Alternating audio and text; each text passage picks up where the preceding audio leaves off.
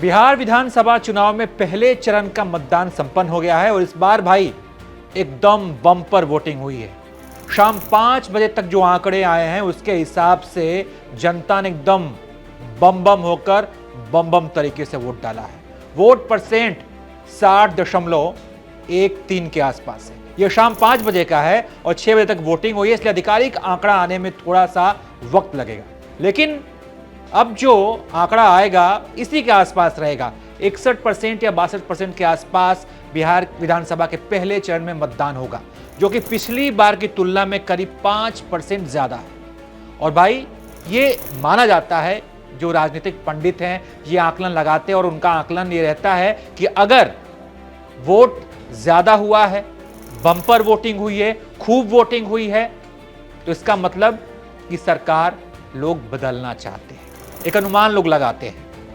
लेकिन यहां पर यह भी देखने वाली बात होगी कि बिहार में जब साल 2020 में वोट डाले गए थे उस समय कोविड का समय था, कोरोना काल था, और कोरोना काल में 55 या 56% के आसपास वोटिंग हुई थी। अब 5 साल बाद जब ये चुनाव हुआ है तो 5 से 6% वोट बढ़ा है। तो इसका मतलब क्या है, इसका मैसेज क्या है? क्या यहाँ के लोग नीतीश सरकार से प्रसन्न है कि हाँ ठीक है भैया बने रहिए आप, या फिर बम्पर वोटिंग का मतलब ये तो नहीं कि सरकार वो बदलना चाहते हैं? हमारे पास कुछ आंकड़े आए हैं, साथ ही आपके सामने कुछ वीआईपी सीट की भी बात करूंगा। जैसे अगर मैं बात करूं बेगूसराय में, तो यहाँ पर 59.82% मतदान हुआ है। बेगूसराय सीट की अगर बात करें तो अमिता भूषण यहाँ पर कांग्रेस से हैं, कुंदन कुमार जो भाजपा से हैं। और जब मैं यहाँ पर गया था तो यहाँ के लोग, वहाँ के जो स्थानीय विधायक उनसे बड़ा नाराज चल रहे थे।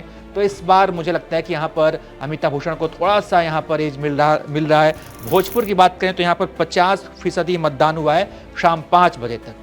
और भोजपुर में आरा एक हॉट सीट है जहाँ से संजय टाइगर भाजपा से हैं, तरारी एक हॉट सीट है जहाँ से विशाल प्रशांत चुनाव लड़ रहे हैं, जो कि एमएलसी सुनील पांडे के बेटे हैं। तो उनको लेकर ये दोनों सीटों पर बड़ी नज़र है और यहाँ पर एकदम कहिए तो बड़ा कड़ा मुकाबला है। इसके अलावा दरभंगा सीट पर अगर बात करें तो यहाँ पर शाम 5 बजे तक 51.75% मतदान हुआ है। और दरभंगा की अलीनगर विधानसभा सीट, ये तो आप जानते ही होंगे, जहाँ से मैथिली ठाकुर चुनाव लड़ रही हैं, तो इस सीट पर भी सबकी नज़र है। पहले फेज की ये सीट है। इसके अलावा लखीसराय में 57.39% वोटिंग हुई है और ये सीट जो है विजय सिन्हा की सीट है। विजय सिन्हा जब आज वोट डालने पहुंचे थे, बूथ का दौरा करने पहुंचे थे, तो बहुत विरोध हुआ था और ये बात कही जा रही है कि यहाँ पर बड़ा एंटी इनकम्बेंसी का माहौल है। लखीसराय की सीट जो विजय सिन्हा की सीट है वो लगभग फंसी हुई सीट है, कुछ भी हो सकता है। ये नहीं कह सकते विजय सिन्हा डिप्टी सीएम है, बड़े नेता हैं तो इस सीट को निकालने जीत रहे हैं, ये फंसी हुई सीट है। इसके अलावा अगर हम बात करें पटना जिले में तो 48.69% मतदान हुआ।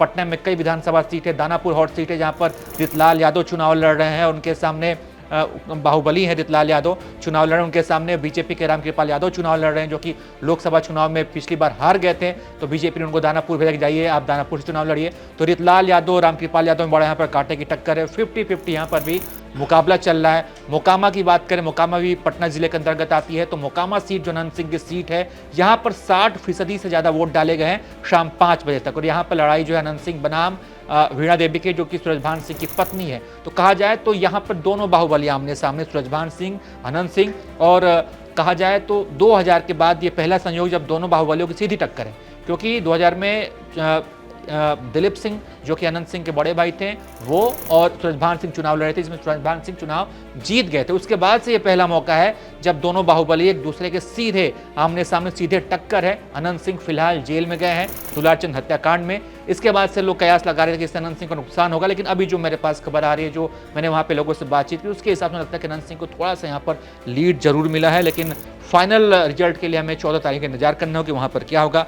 पटना की और भी कई हॉट सीटें, दीघा हो गया, दानापुर की मैंने आपसे बात कर ही दी, पटना साहिब हो गया जहाँ से इस बार कांग्रेस ने शशांक कुमार को चुनाव लड़ा है और यहाँ से जो विधानसभा स्पीकर थे नंद किशोर यादव, उनका टिकट भाजपा ने काटा था। इसके अलावा बक्सर की बात करें तो बक्सर में भी खूब अच्छा मतदान हुआ है, 50% से ज़्यादा वोट डाले गए हैं। बक्सर में पूर्व आईपीएस आनंद मिश्रा और स्थानीय विधायक मुन्ना तिवारी की टक्कर है। और बक्सर का अगर चौसा जो इलाका है ये बड़ा इफेक्ट डालता है। चौसा वो इलाका है जब भी वोटिंग होती है तो बक्सर शहर सीट से बीजेपी एकदम आगे निकल जाती है, लेकिन जब काउंटिंग शुरू होती है, जब चौसा पे लोग पहुंचते हैं तो वहाँ पे बीजेपी का ग्राफ डाउन होता है। जब मैं वहाँ पे ग्राउंड जीरो पे मौजूद था, मैं वहाँ पे जब घूम रहा था तो चौसा में स्थिति में कुछ बहुत ज़्यादा बदलाव देखने को नहीं मिला था। और बक्सर में आपको बता दूं कि इस बार बीएसपी भी वहाँ से चुनाव लड़ रही है और जनसुराज के उम्मीदवार भी हैं, तो ये दोनों किसका वोट काटते हैं ये भी बड़ा फैक्टर है। कहा जाए तो मुन्ना तिवारी आनंद मिश्रा के पास 50-50 की लड़ाई है, लेकिन अगर देखें, अगर तुलना करें जो मेरा आकलन है वहाँ पे, तो मुझे लगता है कि बहुत मामूली अंतर अगर आप जोखेंगे तराजू पे तो 5-6 ग्राम से जो है यहाँ पर मुन्ना तिवारी हल्का सा आगे दिख रहे हैं। इसके अलावा बक्सर की ब्रह्मपुर विधानसभा सीट है, वो भी बड़ी हॉट सीट है। हुलास पांडे चुनाव लड़ रहे हैं जेपी से हैं और शंभू यादव आरजेडी से चुनाव लड़ रहे हैं। अगर इस सीट की बात करें तो यहाँ पर भी मामला इस बार कांटे की टक्कर का है। कुछ समय पहले अगर इस सीट पर अगर आप मुझसे पूछते हैं कि यहाँ पर क्या माहौल है, तो सीधा शंभू यादव पर चुनाव जीत रहे थे। लेकिन 3-4 दिन पहले की बात है कि शंभू यादव का एक वीडियो वायरल हो गया, इसमें वो किसी ब्राह्मण को मामा कह रहे हैं और इसका मैसेज बड़ा गलत गया, तो जिसके बाद से भूमिहार और ब्राह्मण समाज एकजुट होकर वहाँ पर वोटिंग कर रहा है और हुलास पांडे को ये लोग वोट कर रहे हैं।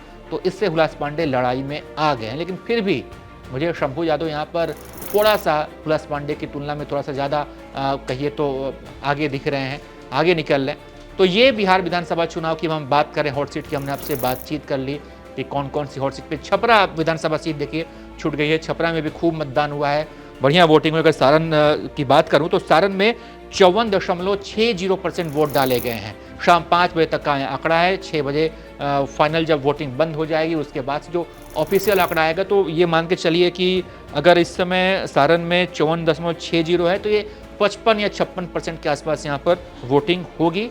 सारण की जो छपरा विधानसभा सीट है, यहाँ से केसारी लाल यादव चुनावी मैदान में है। छोटी कुमारी बीजेपी यहाँ से उम्मीदवार हैं और यहाँ पर बीजेपी की एक बागी उम्मीदवार हैं राखी गुप्ता, जो कि छोटी कुमारी का वोट कर रही हैं। तो यहाँ पर केसारी लाल यादव काफ़ी मार्जिन से कुछ समय पहले आगे दिख रहे थे, लेकिन कल ही 1-2 दिन पहले ही एक निर्दलीय उम्मीदवार बीजेपी में शामिल हुए, तो इससे कहा जाए कि बीजेपी के हालात थोड़े से सुधरे हैं। लेकिन मेरे हिसाब से केसारी लाल यादव यहाँ पर लीड कर सकते हैं। बाकी देखना होगा कि जब 14 तारीख को जब मतों की पेटी खुलती है तो क्या होता है। लेकिन बिहार में जो बम्पर वोटिंग हुई है इस बार, क्या ये बम्पर वोटिंग इस बात की तरफ इशारा कर रहा है कि इस बार वहाँ पे सरकार बदलेगी, या फिर पिछली बार कोविड का टाइम था इसलिए कम वोटिंग हुई, इसलिए 5% कम मतदान पिछली बार हुआ था, अब कोविड नहीं है इसलिए 5% ज़्यादा हुआ है। इसका आकलन आप कीजिए, ये आप पर मैं छोड़ता हूँ कि आपको इस पर क्या लगता है। अपनी राय दीजिए, देखते रहिए आप एबीपी लाइव।